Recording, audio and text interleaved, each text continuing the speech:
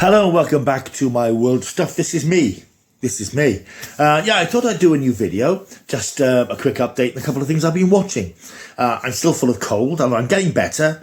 The cough isn't quite as persistent and hacking as it was, and the pain on my side, my pulled muscle is subsiding. But it is one of those winter bugs that's around at the moment which persists. So I'm hoping that by the weekend I'll be feeling a little bit perky. It's now Friday morning, in fact, so I haven't got long if I'm going to be better for the weekend, but you know what I mean. But what I've been doing is the last couple of days I'm feeling a bit better, and I've been engaging a bit more with entertainment and things. When I'm ill normally, I can't really cope with focusing on anything too complex. I just sort of wander around YouTube watching crap.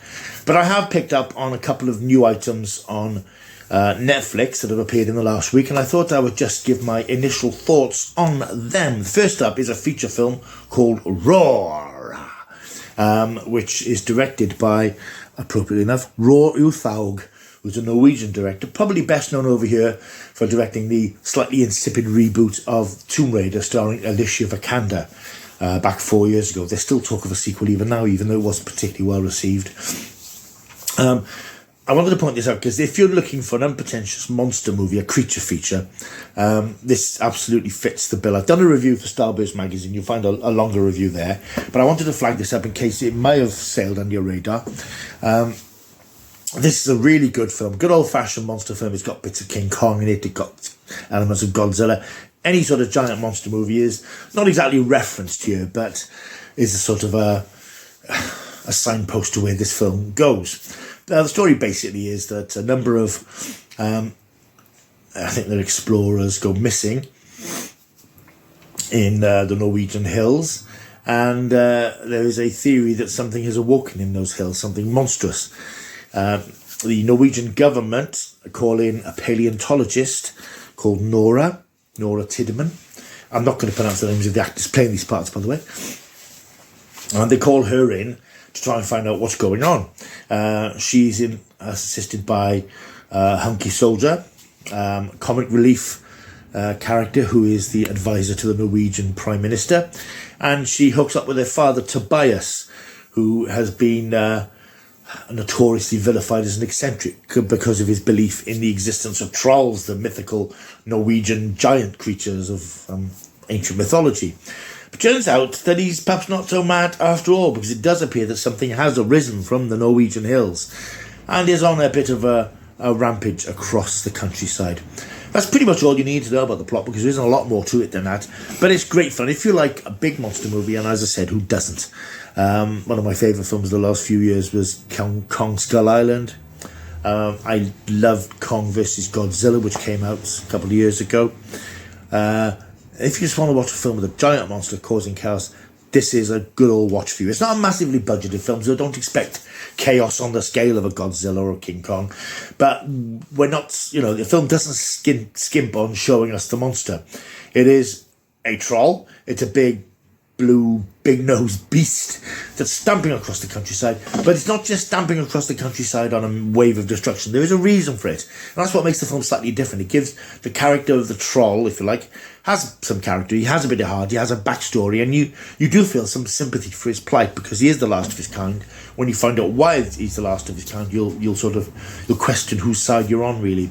There are some great action scenes. I mean, my favourite is probably the scene where the military first take on the troll, which is very, very inspired by King Kong, with helicopters circling around, and he snatches them out of the end, smashes them together.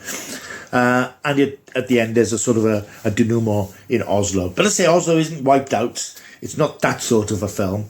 It's about trying to stop this disaster happening and trying to stop this creature in its tracks. But it's not just a creature. Really recommend it. I had a great time with this. It's about 100 minutes long, as long as it needs to be. But it's really good fun. Very well done. As I say, it's fairly small budget, but the money's up on the screen and the troll looks great. And of course, it teases a possible sequel, and I'm all in favour of that. That's Troll, which is streaming on Netflix right now. There's also a new TV series on Netflix. You may well have seen it by now, because it's been one of Netflix's fastest, highest rated shows. It's called Wednesday. It's a reboot, a reimagining of one of the characters from the classic Addams Family. And if you're old enough, you remember the old Addams Family black and white TV series in the 60s.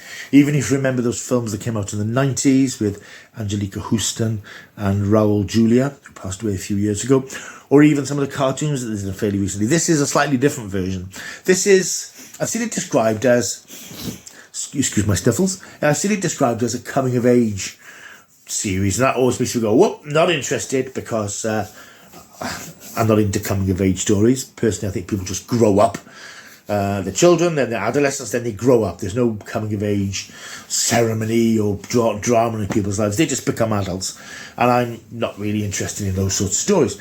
This isn't really that. It is very much a dash of the Addams Family, a big dash of Harry Potter in the setting, a little bit of Buffy the Vampire Slayer, that sort of thing. Very much a sort of a teen thing, but it's very watchable for adults like me. It's created by Alfred Gough and Miles Miller, who've created lots of TV shows in the past. I think they're involved in Gotham, the long-running sort of Batman-y spin-off thing. And they've done loads of things in the past. They're quite a steady hand as far as TV projects are concerned. But what makes this stand out is the first 4 episodes are directed by Tim Burton. And it's got that sort of Tim Burton sensibility about it. The story is that Wednesday Addams, who's played by Jenna Ortega, she's a troubled child.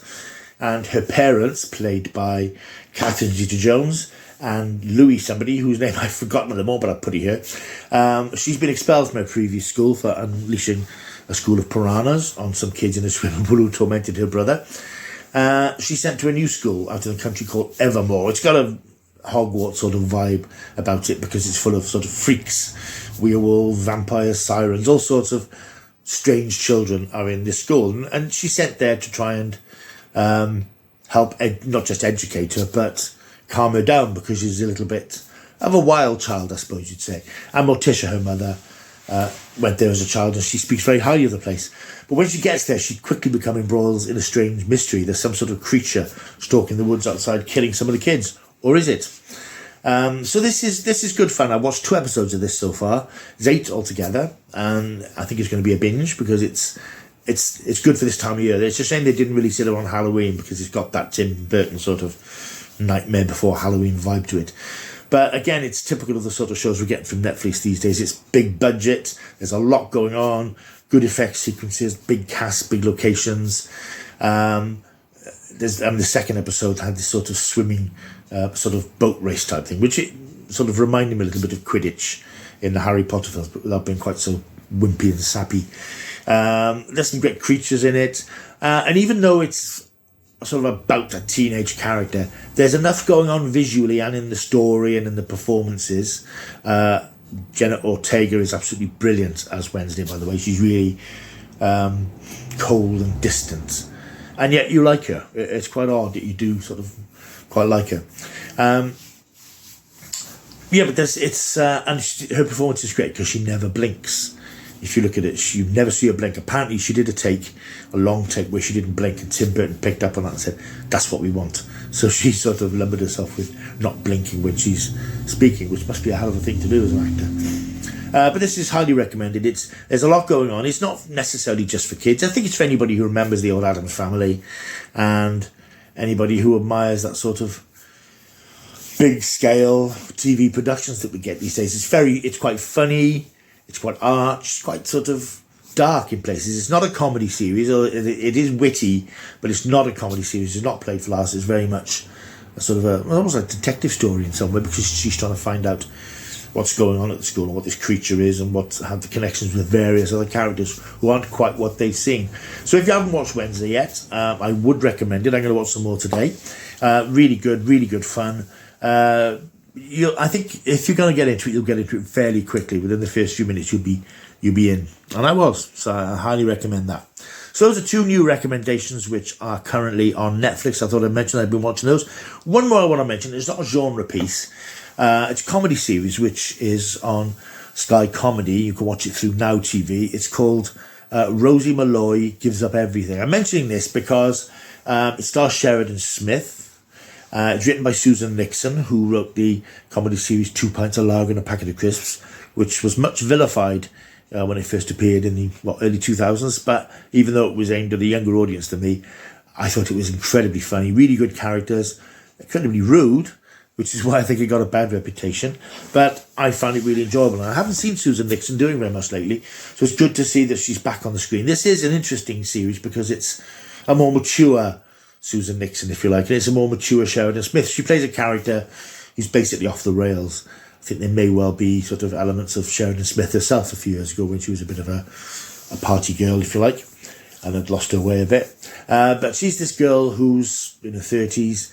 She just drinks, takes drugs, sleeps around. She's basically out of control. But she realises that she's causing chaos amongst her family and friends and decides to give up everything, which means changing her lifestyle. She's very close to her parents, played by Pauline McLynn and Ardal O'Hanlon, who used to be in Father Ted, reunited from Father Ted for the first time in years. And it's very funny. It's very funny. It also does what Two Pints did occasionally. It's quite sort of, it has emotional moments. Two Pints did it now and again, because once the characters have been developed over a few series, you've got sort of interested in them. Susan Nixon herself obviously has matured as a writer now, so there are more dramatic beats in this than we've had in her previous work. But Sheridan Smith's performance, as usual, is pretty extraordinary. She has the ups and downs of this character, and whilst you might think that the character would be unlikable because she's basically a hedonist who doesn't care about anything except herself, for the 2 episodes I've seen so far, she wants to change, and you're sort of rooting for her because you want her to change, because she's inherently a good person who's a bit adrift. That's Rosie Malloy Gives Up Everything, which is on Sky Comedy at the moment. An unusual one for me to recommend, but it's just something I have been watching as I've been perking up a bit the last couple of days. Right, thank you for watching this video. I hope you've enjoyed it. If you have enjoyed it, why not like it? Want to subscribe to the channel? That would be marvellous too. You can leave a comment down below, and you can share this amongst your like-minded friends. That would be smashing.